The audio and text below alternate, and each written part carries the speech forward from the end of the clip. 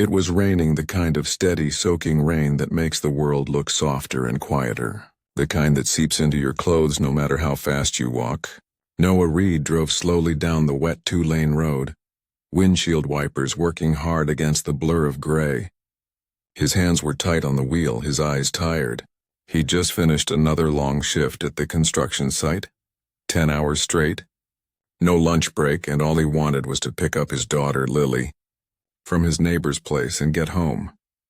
He was trying to stay calm, but his thoughts kept circling back to the court date waiting for him next week. His boss had accused him of stealing company funds. Noah didn't even understand how the numbers worked, but the police said the documents pointed to him. He knew he'd been framed, but proving it wasn't easy when you didn't have money or power. If the judge ruled against him, he could lose everything, including custody of Lily. She was only 7 with messy curls and a laugh that could light up any bad day. She still believed her dad could fix anything. That faith was the one thing keeping him going. The rain thickened as he rounded a bend in the road. Through the curtain of water, he spotted a car pulled over on the shoulder, a silver sedan, hazard lights blinking weakly. A woman stood beside it, holding her phone high, trying to get signal. Noah's first thought was to keep driving.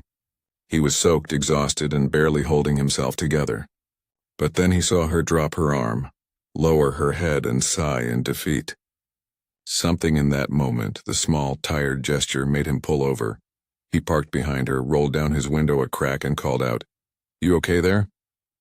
The woman turned, startled, rain dripping from her hair. "I think the engine died," she said. "I've been calling for help, but there's no service out here."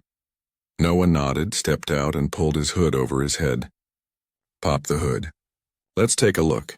She hesitated, then did as he said. Steam hissed up from the engine, the smell of wet metal filling the air. Noah leaned in and checked the battery. "Loose terminal," he said after a minute. "Nothing serious," she looked relieved.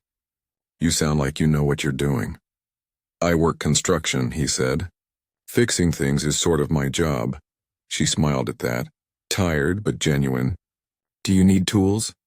"I've got some in the truck." He grabbed a wrench from his toolbox, tightened the battery connection, and after a few minutes said, "Try it now." She slid into the driver's seat, turned the key, and the car started right up. When she looked up at him, her smile reached her eyes this time. "You just saved my day," she said. "Thank you so much," he waved her off. "No big deal. Please let me pay you." "No, really," Noah said, stepping back toward his truck. "Just be safe." "At least tell me your name," she said, still leaning out her window. "Noah. Noah Reed." "I'm Julia," she said with a warm smile. "Julia Bennett." "Thank you, Noah." He gave a nod, climbed back into his old pickup, and drove off through the rain. He didn't think much more about it, just another small good deed in a hard week.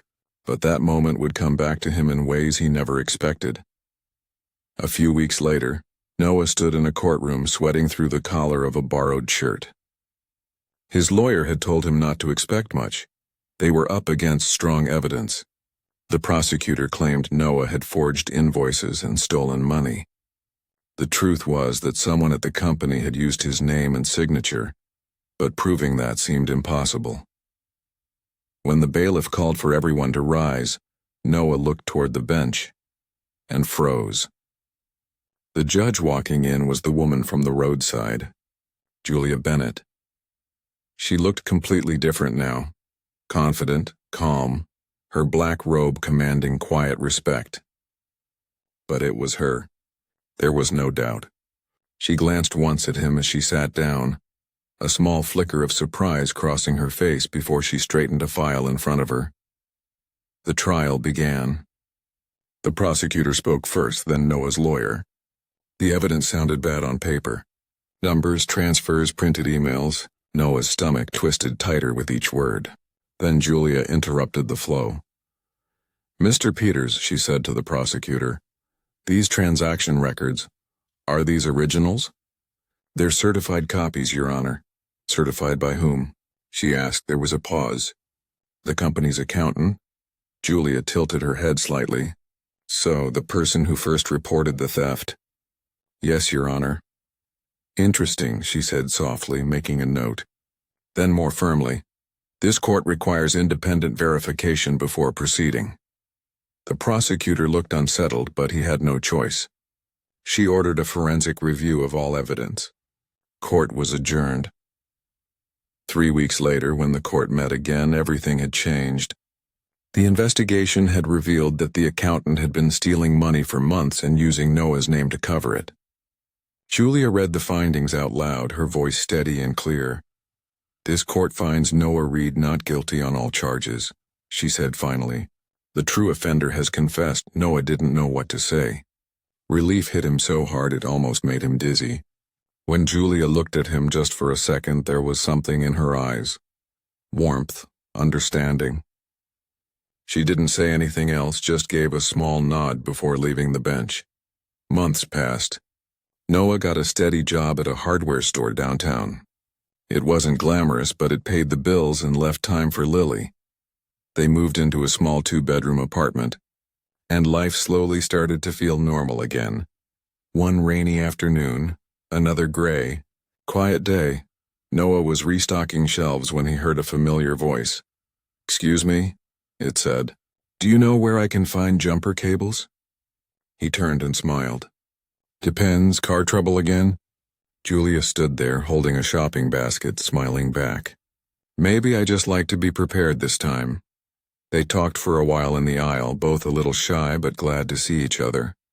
She told him she'd transferred to a smaller district court to slow down her workload. He told her about Lily, how she was thriving in school and drawing everything in sight. When Julia laughed, it was soft and real. They started seeing each other now and then. Coffee on Saturdays, short walks after work. It felt natural. She was calm where he was restless, patient where he was cautious. Lily met her one weekend and instantly declared, "You're the magic hammer lady." Julia laughed so hard she had tears in her eyes. "Magic hammer?" "She means your gavel," Noah said, smiling. "She thinks you use it to make bad people disappear." "Well," Julia said, kneeling down to Lily's height, "only the ones who deserve it." From then on, Julia became part of their little world. Movie nights, Sunday pancakes, homework help. Lily adored her, and Noah did too. 6 months later, Noah decided to propose. He picked the park where they often had picnics. He'd arranged for his neighbor to watch Lily, or so he thought. As he reached for the ring in his pocket, a familiar voice shouted from behind a tree, "Daddy!" "Are you going to ask her now?" Julia's eyes widened and she laughed, hand over her mouth. Noah groaned. So much for surprises. He still got down on one knee. "Julia Bennett," he said, smiling up at her. "You believed in me when nobody else would. You helped me find my life again, and you've made Lily's world brighter than I ever could on my own. Will you marry us?" Julia's eyes filled with tears. "Yes," she whispered. 100 times yes," Lily cheered, spinning in circles. "I told you she'd say yes." Their wedding was small and filled with laughter. Friends, family, a few co-workers, and a lot of joy. Lily walked down the aisle, scattering flower petals and whispering loudly, "I'm the best part of this, right?" During the vows, Julia promised to always keep faith in people's goodness. Noah promised never to drive past someone stranded in the rain. When the ceremony ended, Lily tugged Julia's dress and said, "We're a family now. But we still need a dog." Julia smiled. "We'll see about that." Later, as the sun came out after the rain, Julia leaned against Noah's shoulder and said quietly, "I almost didn't stop that day you fixed my car. I thought I'd be fine on my own." Noah looked at her and smiled. "Guess we both stopped for the right person." Sometimes the biggest changes in life start small. One rainy afternoon, one act of kindness, one stranger who decides to care. Noah had thought he was just fixing a car that day. He didn't know he was fixing the course of 3 lives. In the end, he learned something simple but lasting. Kindness never really ends.